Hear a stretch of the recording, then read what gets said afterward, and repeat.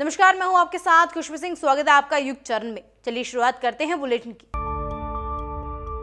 Israel में 7 अक्टूबर को जो भी हुआ वो एक आतंकवादी गतिविधि है, लेकिन फिलिस्तीन का भी एक ऐसा मुद्दा है जिसका हल निकालना बेहद जरूरी है। विदेश मंत्री एस जयशंकर ने शुक्रवार को इटली में जॉइंट सेक्रेटरी सेशन के दौरान ये बात कही। इजराइल हमास जंग पर बात करते हुए जयशंकर ने कहा, 7 अक्टूबर के बाद भी लगातार आतंकी हमले हुए। इसकी वजह से पूरा क्षेत्र कठिन दौर से गुजर रहा है। आतंकवाद को सहन नहीं किया जा सकता है और हम सभी को इसके खिलाफ खड़े होने की ज़रूरत है। अभी जो हालात हैं वो वहाँ की नई सच्चाई नहीं हो सकती है। इसके लिए सहयोग और स्थिरता की ज़रूरत है। विदेश मंत्री ने कहा, हमें समस्याओं के बीच में बैलेंस ढूंढने की ज़रूरत है।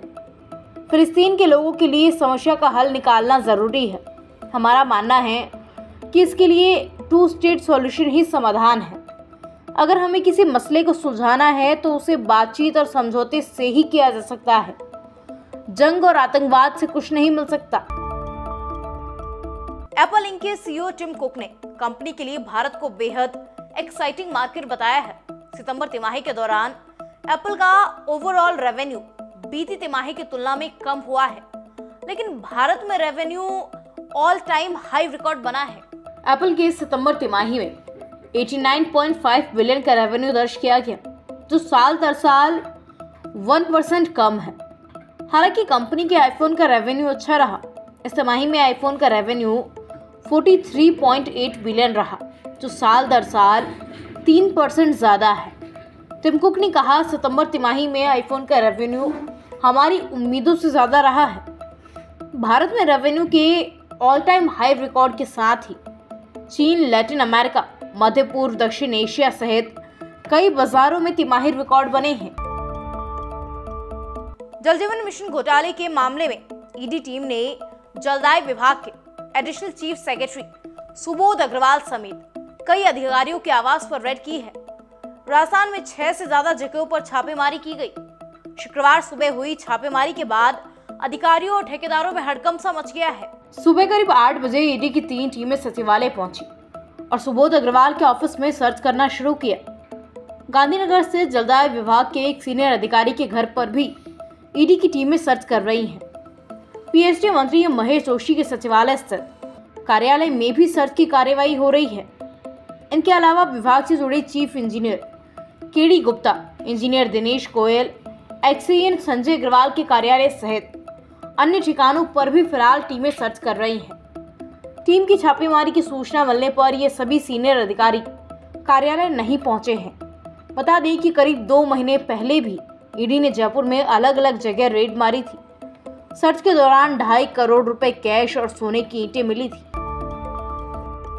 प्रधानमंत्री नरेंद्र मोदी ने शुक्रवार को नई दिल्ली के प्रगति मैदान स्थित भारत मंडपम में वर्ल्ड फूड इंडिया 2023 के दूसरे संस्करण का इनॉग्रेशन किया।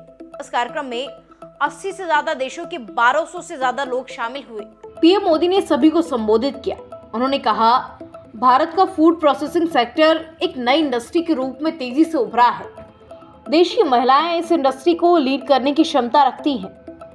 पिछले 9 सालों में विदेशों से भारत की फूड इंडस्ट्री में 50,000 करोड़ रुपए का निवेश हुआ है।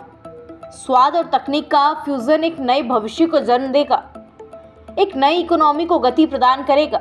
मीडिया रिपोर्ट्स के मुताबिक इस प्रोग्राम का उद्देश्य भारत को दुनिया की फूड बास्केट के रूप में दिखाना है।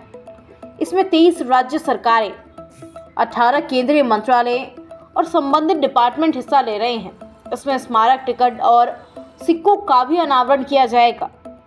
इस प्रोग्राम में इस साल दुनिया का सबसे लंबा डोसा बनाने की कोशिश की जाएगी।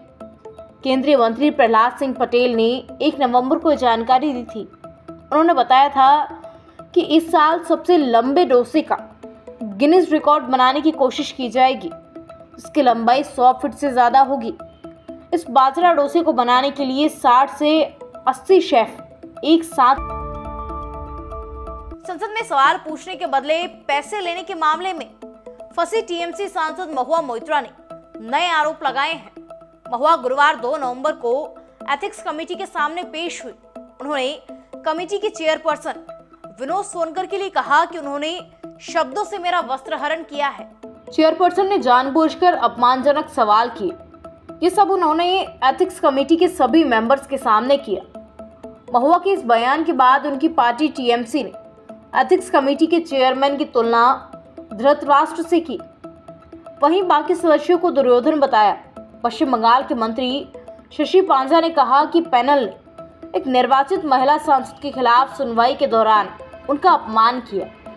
जब पैनल के सदस्य दुर्योधन की तरह आनंद ले रहे थे तो अध्यक्ष धृतराष्ट्र की तरह बैठे थे। उधर महुआ ने इसको लेकर लोकसभा स्पीकर ओम बिरला को लेटर लिखा है। इसमें महुआ ने यह भी लिखा कि चेयरपर्सन विनोद सोनकर का बर्ताव अनैतिक, घिनौना और पूर्वाग्रह से भरा था।